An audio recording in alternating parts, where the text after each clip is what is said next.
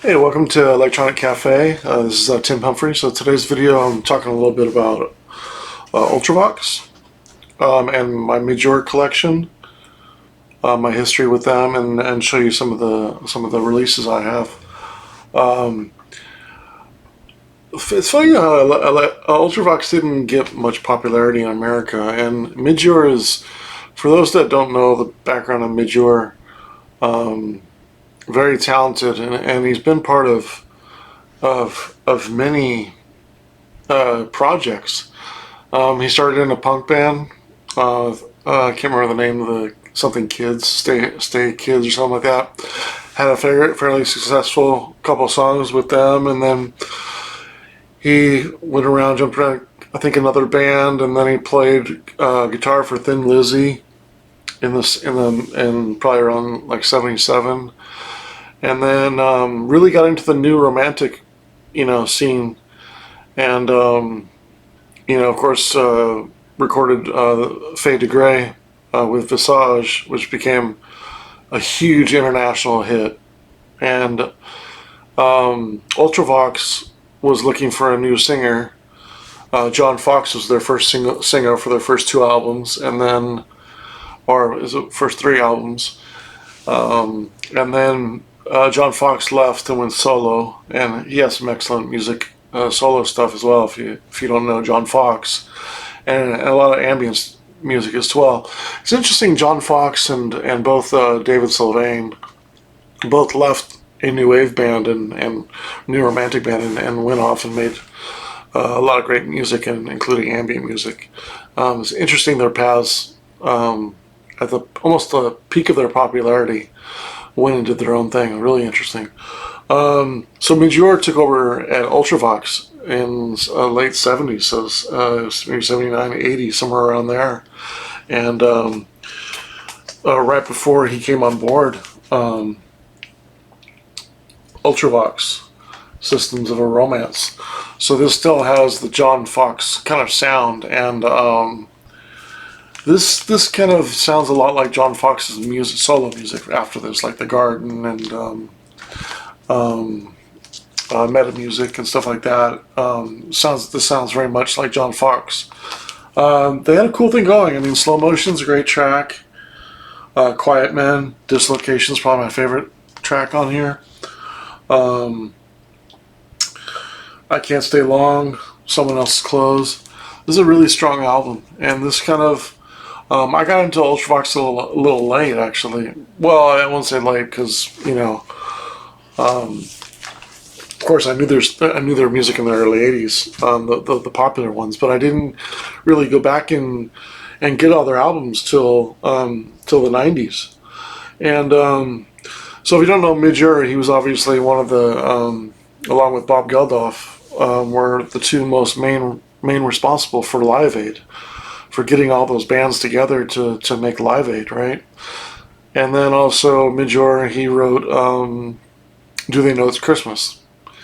So I mean, you're talking about two of the most important musical events of the '80s. Non, what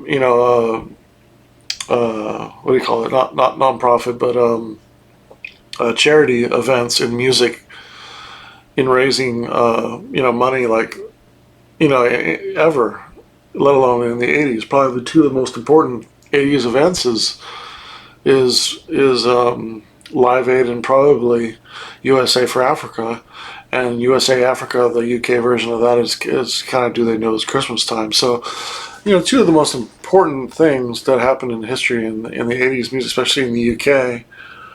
Midge Ure was the sole guy in for it, and then you're talking about his great career in Ultravox, and then had pretty strong success as a solo artist.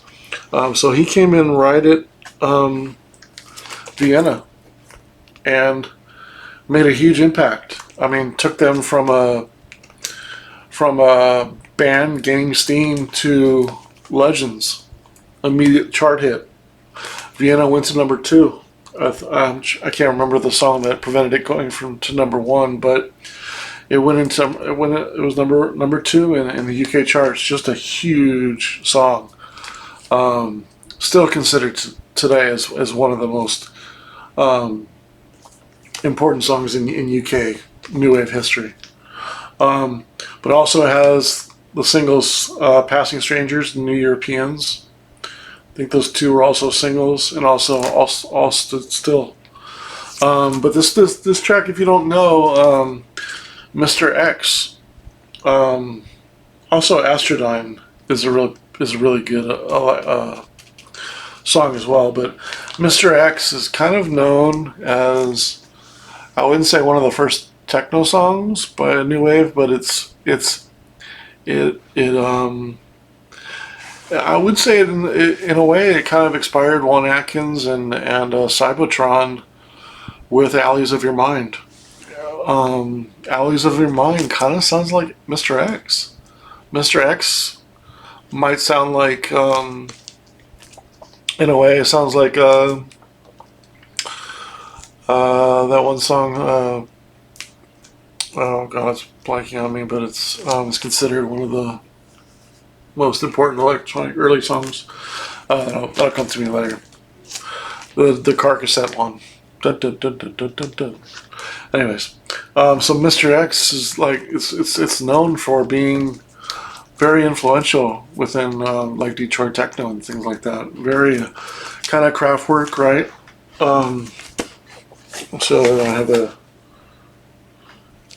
I got the UK pressing here. So I love Ultravox music. I mean, they did so much in like 5 albums for me, 5 or 6 albums. They're just huge, right?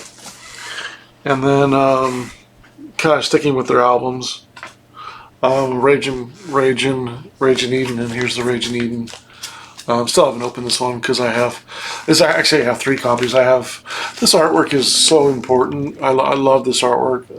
Seville did such a great job with this. This is iconic artwork. This image right here. I have a 3rd copy of this, and it's framed on my wall. But I love this artwork. It was so cool. And this is the Return to Eden live album that they did. And then this is, of course, the original copy, and then the 3rd copy I have is the original. Great album. You know, just a fantastic song. Of course, the title song, Ragin' Eden, great.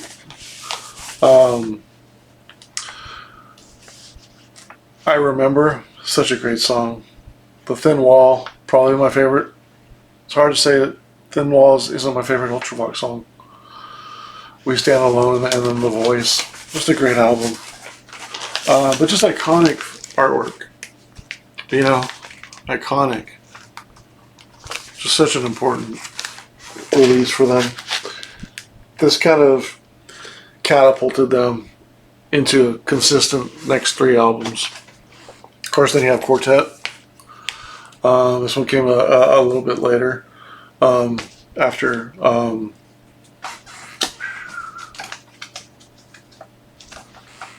actually blanking on this. Yeah, this one came out after. Actually, it came out in the same year. Lament in this one. But Quartet, great album too. Really cool cover work. Reap the Wild Wind, great song. Hymn is a great song. Visions of Blue. When the Scream Subsides is a really underrated track. We Came to Dance is really catchy. Serenade, solid album. It's really hard for me to pick a favorite between Ragin' Eden, Quartet, Vienna, and Lament. Really hard to pick a favorite. And here's Lament, which I also have on cassette somewhere.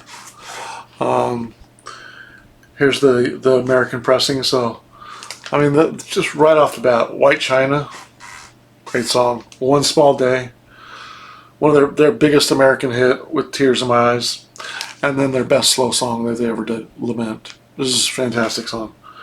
But it doesn't stop there. Man of Two Worlds and Heart of the Country. I really, really like those 2 songs too. So I can tell you how much I like this song. There's the American, the UK version. There's the Japanese version. And then and then the reissue. So I got 4 of those copies, 4 of that album. Plus I got it on cassette. So I just loved. I mean, I love that album. And then later on, Midge Ure's solo album, "If I Was," is such a great song. That one, I believe that one went to #1. Also on here is "Wastelands" was the other single. It's a good song. "The Gift," "When in the Past," good song. Also, I don't have it, but "Dear God's" a great song as well. That's off his second solo album. This is his first, I believe. And then kind of looking at some of the singles I have. So I've, probably my favorite song they did, "The Thin Wall." These are the Dance 12 Inches. Those, and then I got the Japanese version of "New Europeans." Such a clean artwork, such a great single. Gotta love the early 80s Obi Stripes, Japan. So cool. Can't remember what the B-side to this is. I can't remember what the B-side of this is.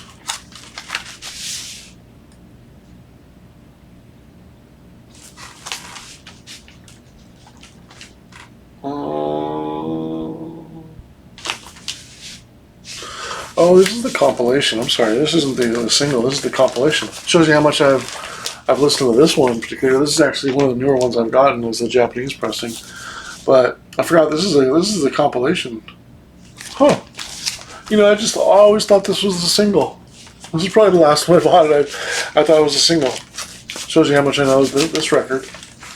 I just thought it was a single, so I never checked it out. This is actually a compilation with other tracks from other albums. And then you have the single "Vienna," really cool artwork.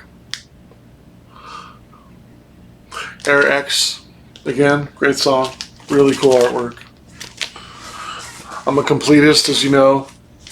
"Stood Still." I can't remember the B-side on this one. I believe this is the European version. "Allies," "Keep Forcing." Good B-sides, great artwork, very cool. I also have "The Voice." This is the dance versions. So the solo there. Special 12-inch from Rage and Eden. Great album. And then I have 2 copies of probably my favorite song. Probably my third favorite song. If I was to say top 3 songs, it's probably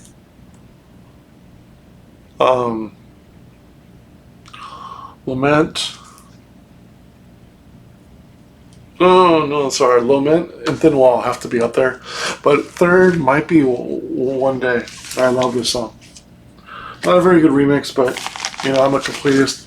It's one of my favorite songs by them. Gotta have it. Here's the Japanese version of "Him." This is kind of a mini EP as well. It's got "Reap the Wild Wind" on it. "We Came to Dance," "Monument," "Him," "The Thin Wall," and "Rage and Eden." So that's like a little mini compilation there. Here's "We Came to Dance" and "Overlooks" on the B-side, which is a solid B-side. "We Came to Dance" is really corny, but I really like it. And then you have "Reap the Wild Wind," single as well. And then kind of carrying on that with there's the picture disc for "We Came to Dance." Clear vinyl 45 of "Lament." Love that song. And "Dancing with Tears in My Eyes," the 45 of that as well. Very cool. Very cool. Love Ultravox. And then also I recently got the box sets, so the extended versions, and then again Rage and Eden to accompany the DVD. I'm sorry, the DVD's on here to accompany the Rage and Eden live return. And then there's a couple songs that he did solo with Nick Carnes. "After a Fashion." If you don't know this one, check it out. It's kind of unknown to a lot of American people because it was kind of like It wasn't popular in America, but it's kind of like you know what I mean. There's not a name, just Midge Ure and Nick Carnes. A lot of people don't know them by name, that they were in Ultravox in Japan. But really cool song. But it's about, after a fashion. It's about. I think they got together and made this for a fashion show. So that's the name of the song. But yeah, that's my Ultravox collection. But just geez, 4 amazing albums in like 4 years. Just amazing albums. Again, when I think about like the most important bands before like 1983, 1982 that were electronic, you're talking about Gary Newman, Human League, OMD. I always forgot about OMD. Japan, Ultravox. Like those five. Like before Depeche Mode, even before New Order, like ones that actually started making music in the 70s. I think OMD started making music in the 70s. If not, it was probably I think it was 79 or 78 they started making music. But they were, tied in with Human League and all those things. But I mean those five bands in the 80s and the 70s were so important. You have to understand that if you don't know music, the equipment from those generation, like in the 70s, it was really expensive to buy electronic equipment. Very expensive to buy electronic equipment, and so only so many people had access to it. In fact, Gary Newman, if you've ever heard the story, when he went in to record what he was to do like a punk band, he saw a Moog keyboard and started playing around with it and introduced it into his album. And that, I mean, who knows if that Moog keyboard wasn't there, what Gary Newman's music wouldn't have been and wouldn't have impacted and, wouldn't have done for his career. He probably would have been one of the punk bands that just kind of like went away, like, once punk sort of died down. But instead, now he's considered a legend and still touring and stuff like that. So the equipment was really expensive at the time. It wasn't until like probably about 86, 87, and that's kind of coincides with the rise of techno and even house music too, in 85, 87, when they started making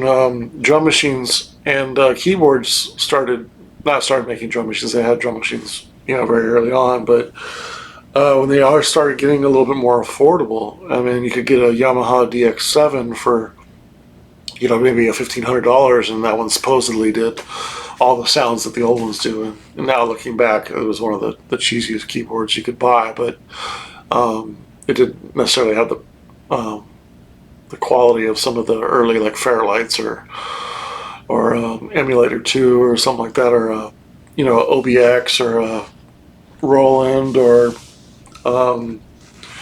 a Prophet or any of those great legendary keyboards. I mean, those were super expensive. You're talking about like $5,000, $10,000, $15,000 for some of those keyboards. I can't imagine what a Fairlight was in 1993, 84, what that was. I mean, you think of like Pet Shop Boys' Please album, it's pretty much all Fairlight. And, that was a couple years after it came out, but like Kate Bush was known for using a Fairlight, and, Harold Faltimore, for the song from 84, the song from the Eddie Murphy movie. But, there's so many songs around there, and the equipment was so expensive, it was hard to get. And so the boom in techno coincides right with the affordability of machines and stuff like that. Then you fast forward to like 1990, 92, 94, you start having the people, they don't even go to studios anymore. They started creating their first their friends getting together, and somebody like Orbital, a couple friends getting together and piecing together equipment. 808 State was a perfect example. Hey, I got a mixer. Hey, I got a keyboard. Hey, let's all take them in the studio, or let's play at home. And that rise in creating music without going to a studio was the boom that the rave generation fed off of and was super important for. But anyways, long story short, like Ultravox, Simple Minds. I forgot about Simple Minds. OMD, Japan, Gary Newman, Human League. They were so important in the '70s to what led to Duran Duran and Depeche Mode and New Order and things like that. There was a couple years there where there was only a couple people in there that had the affordability and the access to that kind of equipment to make that music. I heard a story recently from Pete Burns. I was listening to one of his videos. If you don't know who Pete Burns is, he was the singer for Dead or Alive who did Spin Me Right Round. He talks about, because he was a little older, he talks about the scene, and he said something that was really interesting, and it makes sense. He said a lot of people were obviously in 74 to 77, especially 72, 70, 77, a lot of people were, especially in UK, were into, Roxy Music and David Bowie. Those were like their idols. But they were hearing this disco music, right? So, disco music started to get popular in 74, 75, 76, and he said that all those people that started making like punk music and stuff like that, a lot of them only did it because they couldn't afford the machines that the expensive Moogs and keyboards and stuff like that. He said in his scene, because he looked up to Sylvester and disco music in general, and he said a lot of people in his scene wanted to make music like Giorgio Moroder. So they wanted to make that kind of disco sound, and I Feel Loved, like Donna Summer, and people really wanted to make that music, but they didn't have the access to that equipment. So a lot of them wanted to be in bands and still make music. So a lot of them did punk. And that's what he said. He got into quite a few bands, and because he had such an image, and people wanted him to be in a band. And it's funny how in those days even people were pushing you into bands, and you were just like a scenester, like Susie and the Banshees, and she sort of got a band together and just out of people that were in the same scene, and then eventually formed an iconic band. That just blows my mind. Like imagine being at a club and then there's people that are kind of like, oh, and then you meet and you form one of the greatest bands of all time just through some people you met at a club. It just doesn't happen. Part of that punk scene was just amazing, and the people on the outline of that punk scene were, again, the Ultravox and people starting to make electronic music. And it's interesting that thought that he said that a lot of those people wish they could have made electronic music. That's the music they wanted to make. They just didn't know it at the time, but they wanted to make the disco tracks, and they were in dance clubs and stuff like that, and it kind of makes sense.